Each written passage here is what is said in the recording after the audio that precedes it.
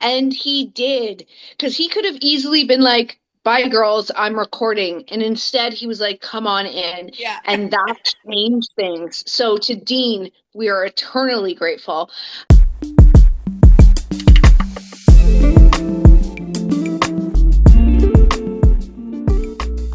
Welcome back to Muse on the Mic. I'm Riley. And I'm Emily. Thanks, everybody, for joining us on another great episode coming up here on Muse on the Mic.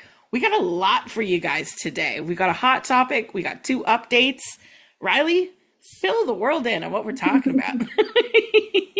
Well, as much as we want to always toot our own horns, like we are the reason. Emily and I are both the reason that Muse is so wonderful and successful. But listen, there's a lot of unsung heroes. So we're here to like toot our horn to them, speak about all kind of the pieces that are behind the machine that we really like our success, our lives could not run and function without them. So toot our horns to the unsung heroes today. Well put. You know, it's nice to know that not all heroes wear capes and, you know, a knight in shining armor can sail through the front door at any given time. And Lord have they. You never know who it could be. But I really want to start us off with a bit of an update because it's a sexy one. So before we talk about all this other stuff, throwing a little sexy at the people, I'm trying to think when this episode comes out, probably 2 or 3 weeks prior on Patreon, we did an episode about a very sexy RMT massage that went sexier. And we got an update video. So if y'all tuned into that, because honestly, that was one of the hottest stories I've heard in a long time. And because of how much massage we talk about all day, I actually don't like massages very much. But this story, I was in her shoes. I was feeling the feels. And she went back for more, guys. So let's watch the video. We'll chat on the other side, and then we'll jump into our main topic. And then at the end, we've got another. It's an update, but it's a I told you so. It's totally egotistical. Anyways, let's catch this video from Shits and Gigs, one of our favorite podcasts, with the follow-up to the sexy RMT massage story. The update on the massage therapist smut. Okay, cool. I saw that you discussed my massage therapist dilemma today, which was perfect timing because I had another appointment scheduled for today and it happened. Oh. I had a whole speech planned and had written my number down on a piece of paper to give him. But when he came in to greet me, I lost the courage, but started undressing while he was still standing there, not showing anything, but undoing my belt, untucking my shirt, things like that. Pen game already. Yeah, pen game already. Pen game already. Yeah, go. I can physically see it. Yeah, I can see it. Keep reading from his POV. Yeah, keep reading. Yeah, I'm looking down at her. Yeah. I'm getting my oils ready, and I'm unbuckling the belt. Keep reading. He left the room so that I could get ready, and when he came back a few minutes into the massage, I said, "So I have a question for you," and he proceeded to ask him why he had told me not to say another word at the end of their last appointment. You can't put me in that position. He tried to play it off, and I told him it sounded like he was going to get into trouble. I said, "Don't worry, you won't get into any trouble unless you want me to." Okay. He says, "Oh no, I don't want any trouble," and continues with the massage. This time, very blatantly grazing areas. I finally said, "Oh yeah, you want trouble." He said, "What if I don't?" I said, "You definitely do." And he said, "You're a smart girl." You're a smart girl! Let me lock in. I don't think you understand. The blood in my boxes would be uncontrollable. Let me lock in. You're a smart girl. Fuck. And grabbed my throat and squeezed just a little. Fuck. Because I could tell he was waiting for an even more blatant green light. 100. This is job on the line. I pulled the sheet down, exposing my chest. He said, "Oh yeah?" And then it was on. He was touching, licking, kissing me everywhere, and eventually ended up going down on me right there on the massage table. No fucking way. I tried to grab him, but he wouldn't let me touch him.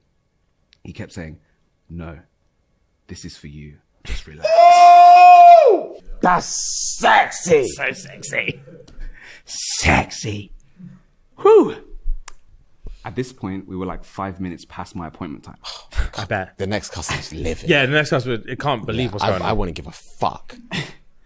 And then when we got to 8 minutes past, he says, I have to go, but let me taste it one more time. And starts going down on me again. I finally had to kick him out after 10 minutes past my appointment time so that he didn't get caught. He grabbed my purse and told me I needed to get his number. So I sent him a text and he left the room. Wowzers. That's crazy. Wowzers. Whew, Riley. I am aroused. I am aroused. I'm envious. I don't blame her. And that boy's risking his license. He's risking it for the literal biscuit. And I think that is so funny to me. But what a story. It was. I mean, he just went down on her. Excuse me, sir. Excuse me. Like, it was so hot. When's my appointment? Read it. And especially what did she say? Something along the lines of like, now you want to be bad or something to that effect. Oh, that I was like, trouble. Like the sexual tension in that room clearly was building and it was unavoidable. These two wanted each other. It's so hot.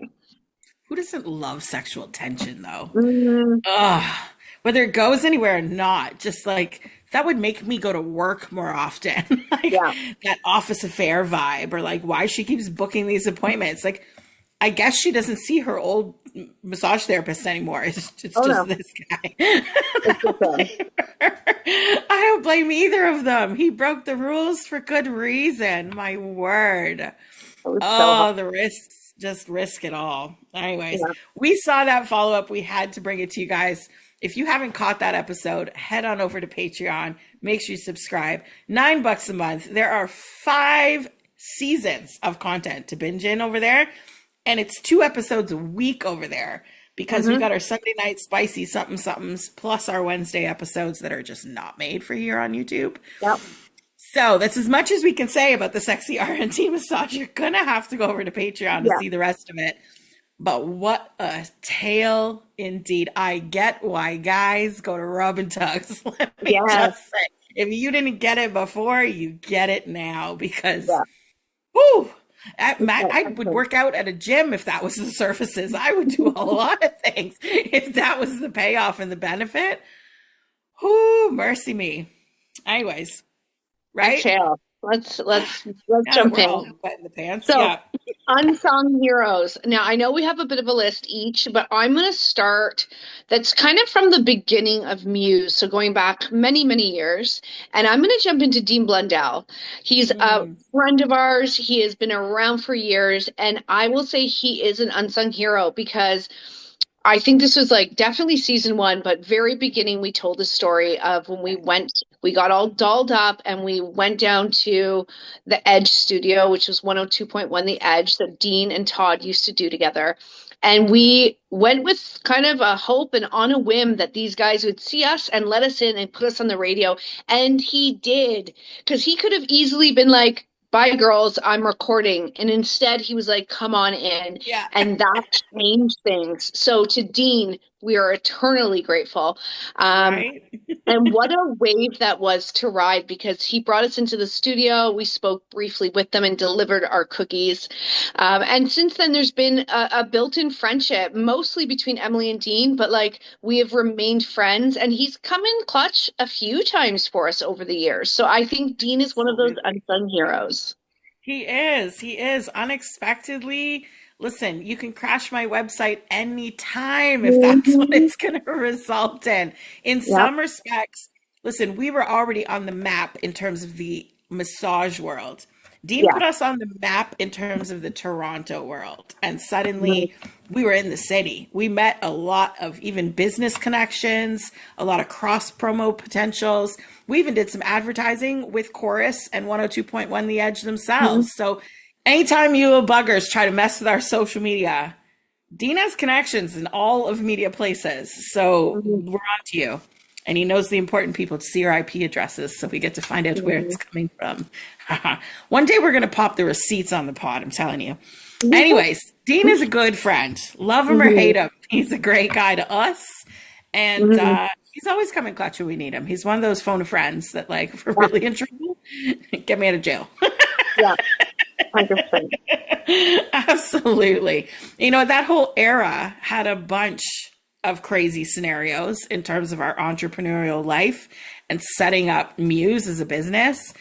And that leads me to our lawyer, because we have a bunch of lawyers, but our main lawyer, we call like our bylaw guy, because he deals with all the bylaws. He's the licensing lawyer. He's all those things. That man has saved our ass more times than we can count. And I don't mean in like a legal perspective, like most people would think lawyer means criminal, means in court, means all those things. We're talking he fights for our betterment in terms of our business stance, in terms of our legal standing, in terms of getting the right license when we need it, how we need it, from who we need it from, making sure anything that's ever a blip or a glitch or a ticket or a problem or a question or a girl in distress, that man has seen us on our worst days. He has held me when I cried, and we have drank and laughed together. Like that guy, a million flowers his way. He does not get enough credit. He doesn't. And you know what? This just popped in my mind. I have to tell a story about him. Go. I pray he doesn't watch this. I'll never forget. There was some reason we were at Oasis Aqua Lounge for a meeting, which we made great connection with them. Another like hero along our journey and story. We celebrated our 10-year anniversary there. Yes. I'm getting distracted, but the point is we were at a meeting with our lawyer, and I will never forget, as much as like I'm immersed in the sex work world, there's definitely a first for everything. And we were sitting on their pool patio having this meeting, and there was a man, broad daylight, middle of the day, 12, 1 o'clock, and he was sitting on the pool edge getting a blowjob. And I remember looking at our lawyer going, huh? And he was like, yeah. Like he Right? he loves his job. He loves his job. And he was it was wild. But yes, What a some business really meeting. memorable experiences with him. Even going down to our tribunal hearing that I was in with him getting our body rub parlor license, where I was just like, the whole time I was literally like sitting back watching him doing his thing because he was just killing it. And I remember calling you being like, he is the man today. Yeah, he's a badass. He really saves the day. He has saved us more money than we've ever spent his way. Yeah. And yeah, doesn't get enough flowers, doesn't get enough thank yous. We try. He's always got a soft spot for us, but still a hero and then some, and will continue to be for us, because until that man retires, I don't even think I'm going to let him retire. I'd be like, hey, but you're keeping us, right? Like, because yikes.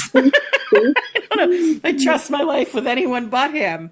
But yeah, add him to the phone a friend list, because if we're in trouble, you bet your ass he's getting a call. And that man would get out of bed at 3 a.m. to come save us. There is a love there forever. I actually knew him when I was an attendant, because he was my boss's lawyer too. And my boss didn't like to do the meetings, so he would send me as a representative. And I remember just sitting sometimes with him in licensing, not knowing why I'm there, what's going on, what do I need to sign for, why am I signing authority?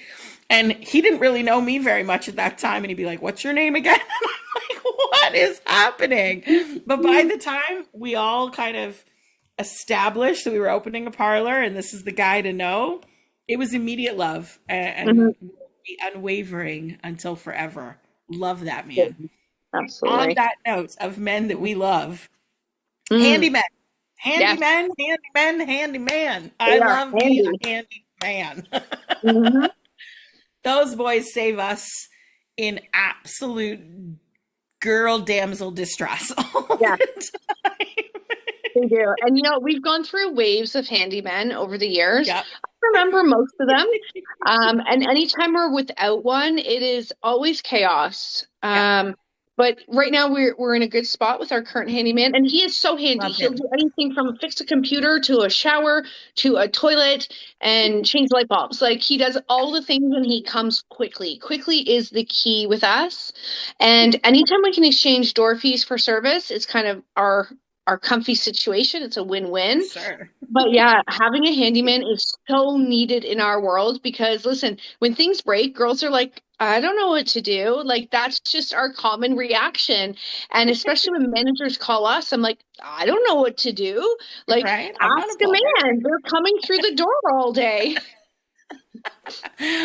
Which we do regularly. There are some quiet unsung heroes in that regard Yeah. because they just happen to walk in at the right moment, at the right time. Mhm. Yeah. But yeah, that our current handyman has even come to my house to save me a few times on some repairs that were above my my skill set and pay grade.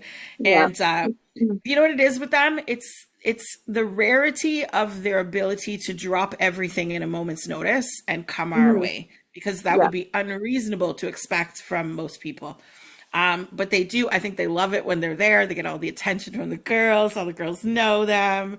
And it's like, oh my God, he's back. And like, you know, whether it's Jeff, Bob, or Frank, they're just happy as hell to be there. And what a gig. What a gig on their end too, right? Hey guys, welcome back to Just the Tip with Riley. Thank you for joining me again. Tonight we're diving into the raw, real, and kind of unspoken side of sex, pleasure, and intimacy. Tonight we're talking about something that might surprise you. Or maybe not. Have you ever heard of an orgasm so intense, so overwhelming that tears stream down your face? Not from pain, not from sadness, but from pure cathartic release. Tonight, we're unpacking crygasm or crimaxing. It's that magical moment when pleasure and emotion collide in the most magical way. Some call it crimaxing. Others link it to the rush of hormones, endorphins, and oxytocin that flood your system after climax. This can feel like joy, the release of grief, or just the sheer intensity of actually letting go. And listen, guys, it's way more common than you may actually think and is completely normal. So tonight we're going to explore why it happens, what it means for your body and mind, and how partners can properly support each other through these powerful moments. The causes of climaxing are often a mix of biological and emotional factors that can lead to rapid shifts in mood and emotional responses. Emotionally, it might be tied to vulnerability, unresolved feelings, connection, or fulfillment. I will preface this by saying there's some people that exclusively climax in this manner. And other times it's circumstantial. It might be a one-off, but you need to be prepared for your own body, but also how to support your partner. So tonight, I want to give you a few tips on how to properly empathize and support your partner if they have a crygasm. But first, before I jump into the tips, I want to throw it over to Em, because listen, she's our favorite sexologist, and I know she's got something to talk about on this topic. Em? Hey, Riley, thanks for asking for my 2 cents. I've had this happen one time in my personal life, and it was completely unexpected for both me and my partner. But I would say that it was the one time in my life where I was absolutely certain that we had made love. It was not just sex or fucking. This was emotional. It was very intimate, very intense. And I think it's the intensity that really led to just this overwhelming flood of just raw emotion. And it just poured out of my eyeballs. It was beautiful and spectacular. And luckily I had a partner who understood the importance of aftercare without having to talk about it. But that was something that I really needed to be eased gently afterwards and kind of back into normal everyday life, back to reality. Now, I did experience a little bit of it when I was a sex worker and had some clients that responded that way. If this tip isn't enough, subscribe to Patreon for the whole thing. Guys, if you're handy and available on the drop of a dime, we'll add you to the Rolodex. So slide our way. I got one little tidbit to add to that because there is a small unsung hero that is a handy guy, although he's not a handy man, because I think since the day we walked in the building, he set our thermostat properly, and our heating and cooling system operates exclusively because of this guy, because we didn't understand a thing about the system when we first got there. We could figure it out now, but it's cuter when he comes to fix it or comes to fiddle with it or set it for the summer rotation. Love that guy. He knows who he is. Gee, thank you. Men are always so needed. But my next thought is to the girls.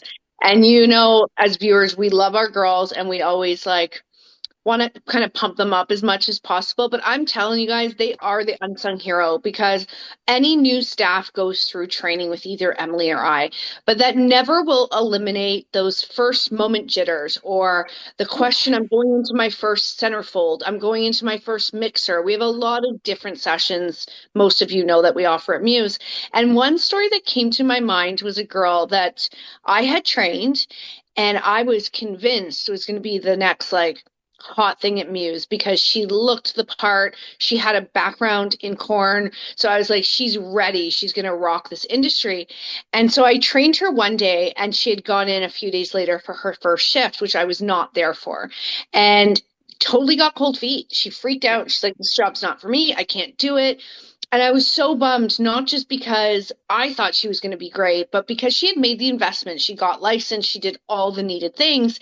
And it was one of our girls. And this happens. This is one of many stories, but this happens all the time, that one of our girls was like, no, I'm going to bring her into one of my sessions. Can she just shadow me? Like, I see the potential. She's going to be great. She just needs to get comfortable. And these girls, our girls, are so unique, and they will do that just because they want to see another sex worker win. And that is, like, to me, everything. Like, they, and as a group, they are collectively like that. They help each other so much that even there's times where there's new girls that they'll be like, let's put her in our mixer.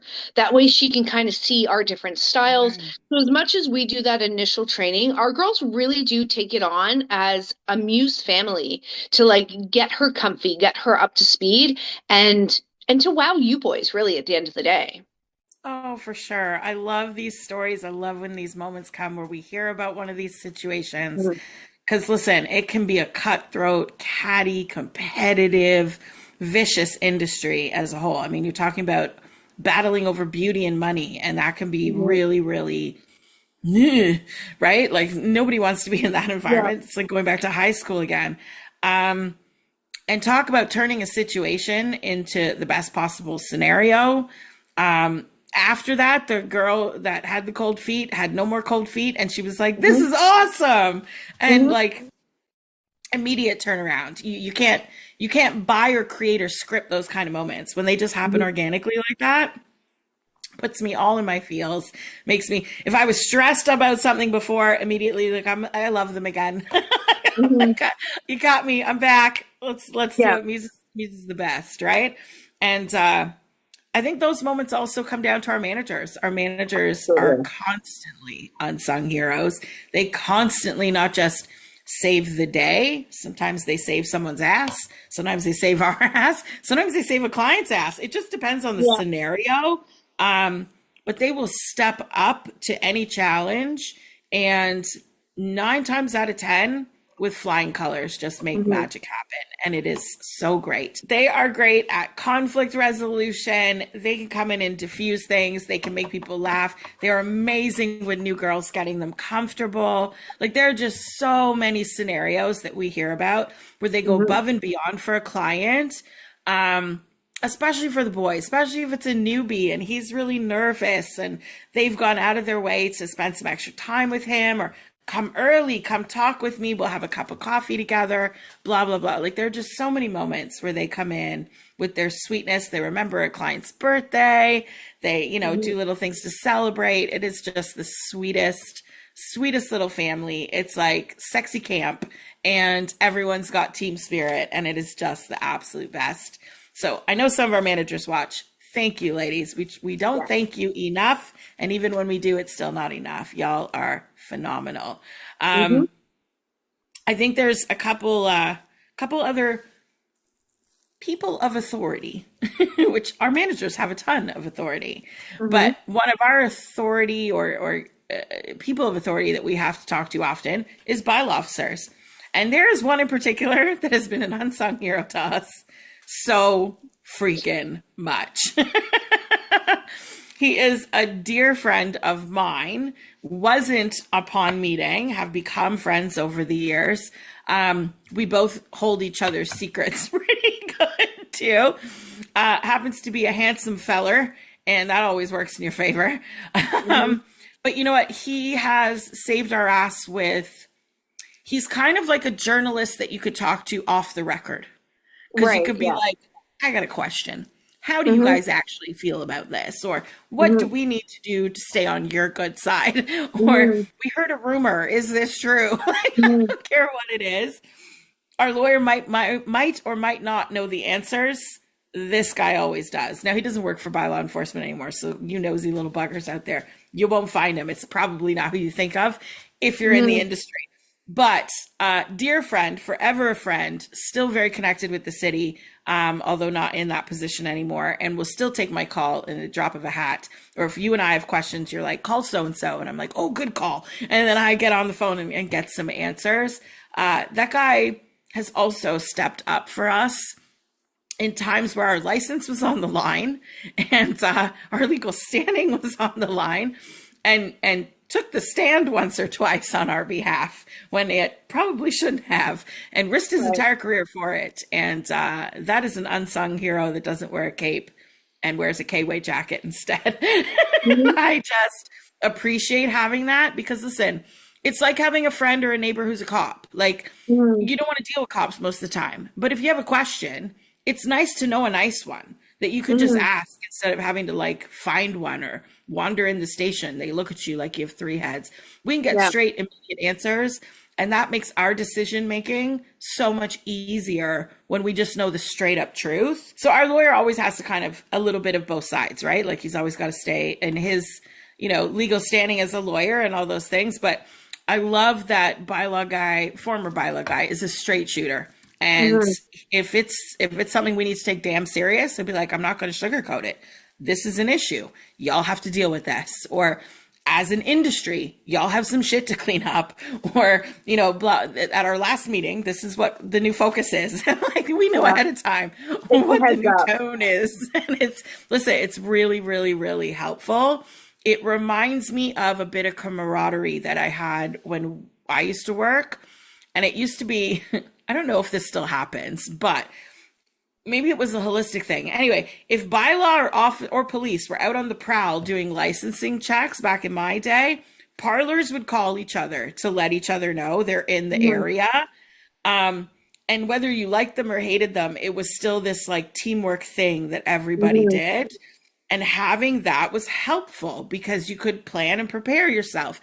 I feel like it's that same kind of camaraderie where we were like, listen, I just need a straight answer because I don't want to get in trouble when you have your boss or your professional hat on and then we need to have a meeting. Like, I'd rather just tell me now what the problem is and we'll adjust. And we do, right? So we always kind of keep that relationship on the up, but has come in clutch and unsung hero for sure. I have one more for us that I think we don't give enough flowers to, and I am going to say our editor here on the pod. She saves our ass so often. One of the most lovely human beings you'll ever meet in your life. She is a bestie to both of us, and we'd be lost without her, professionally and personally, and goes above and beyond in ways that are really fucking hard to find in a good friend, let alone someone who's just doing some work. Like, she really just melts our hearts all the time. So I know she's listening a little bit, and she'll definitely hear all of this when she's editing. We love you, and we thank you for all your hard work. You make us look better than we are. You make the podcast better than it is. And without you, we would not be doing this, and we would be absolutely lost. You are our hero here at Muse on the Mic. I'm feeling choked Absolutely. up. I love her so much. I do But too. I hope And she you know what? knows. She's not just she is the unsung hero of Muse on the Mic. Let's face it, we would be nothing without her. But even at Muse, she does behind the scenes. She does not work at Muse, but she helps us all the time, just from a personal friendship level and caring about the business. And she also knows and cares about a lot of our managers and staff as well. That she just jumps in, and she's got this like perfect personality of like she can be like aggressive, but like in the most Lovely way. yeah, like lovely way that I'm like, yes, just keep doing that. I love her. Yeah, I agree. Because like either of us, you or I, try and crack a whip anytime, and it's like pure backlash. Yeah. And she can say it in a way that everyone's like, okay, it makes sense. I'm like, ah. And you know what? Even in our personal lives, she has saved my ass many, many times. And I know you feel the same too. So we love you, lady. We love you. Let's keep her anonymous. We're going to sneak her onto the pod one day in some candid We moments. I'm should. sure. We should. My evil laugh. You know what?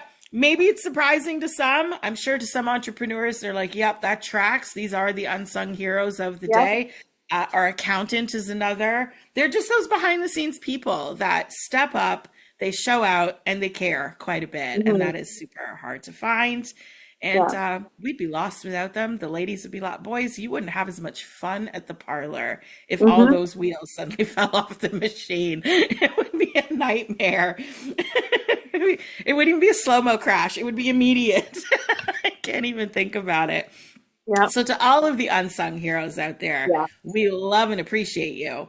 Love you. But on this note, I've got another update for everybody because we have to kudos ourselves. Are you kidding me? I love a moment. This is Emily's ego speaking. I love, not even Emily, in my real life too. I love being right. I am an argumentative chick with a big opinion. And when I'm right, everyone's going to know about it.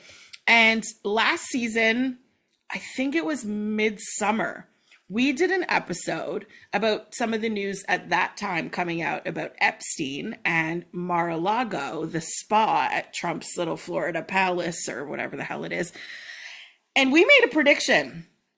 And we came across some evidence and a video that we are about to show you guys that showed we were right. From the minute... I'm going to take we out of that equation and you say Emily because Riley doesn't know nor really care. And I really want a mug that says like Emily's talking politics again. I do. She loves it though, guys, and she definitely she needs to be right, and she is this time. Kill me. That's so funny. I'm gonna make sure that mug gets made. Swipe it in depending on what we're talking about. Yeah. I love politics. It's because the argumentative, opinionated side of me. If I hadn't gone in this direction in my life, I would have loved to be a lawyer or a politician and just argue all day. I love to throw facts at people and be right. I just do. It just makes me very happy. But we saw some of the pictures. This was back when a bunch of photos were released and like images from the files, these mysterious files. And there was a couple in particular that jumped out immediately to show us that the truth of the industry that other people were missing. And it was a photo, I think it was a cartoon, like a crayon drawing or like pencil crayon drawing of Epstein on the beach in front of Mar-a-Lago with the young girls all servicing him. And immediately I read a few stories, read a few articles, thought it through, and I was like, they were using Mar-a-Lago as a sex trafficking ring for young girls to start at their first job and then end up servicing the boss's best friend or the boss himself or what have you on the island. At first seems like a privilege when you're that age and your boss invites you to some fancy thing, you feel amazing. And the coercion begins, right? So we're going to leave you with a little video from a U.S. congressman that puts some T's and crosses and dots the I's and all the things on this one. We were right. It was used as a trafficking ring. Seemed obvious to us. Apparently, even if you're a lawmaker, it's news to them. Had they asked anyone in the world of sex trafficking or adjacent, we know the signs. And to me, this was immediately obvious. Yeah. And apparently 6 months later, lawmakers are finding out. we'll leave you with that clip, and we'll see you next time, guys. Bye, guys. Bye. The Justice Department failed to release the full Epstein file that people were waiting for. They seem to be in particular protecting Donald Trump and his friends. What can you do as ranking member of the Oversight Committee to get these files out to the American people that, you know, Thomas Massie and others have been fighting so hard to, you know, see the light of day? Look, I think first, Tom Massie and Ro Khanna have been like real heroes in helping us move this forward. And Ro Khanna, of course, is a member of the Oversight Committee, which we're really proud of. Right now, there's a lot of efforts that are happening all at once. There's a legal effort in the courts. We're also moving, of course, to looking at ways of holding Pam Bondi herself accountable for her not getting the files released. They are grossly right now violating the law by not getting all of these files to the Congress. The Senate has taken actions. Pam Bondi is going to be coming in front of some committees next month, I believe. And so there's a lot happening. And we're actually right now taking testimony in from survivors, some other people involved. So our work on the Epstein case is just starting and moving forward. And Donald Trump thinks it's over. He doesn't really understand the breadth of what we're doing here. There's so much new information about Mar-a-Lago, what their role was in the trafficking of girls. There's so much happening. And so all that will come out, the truth will come out, and we're just working hard to make sure that people understand that we want justice for the survivors.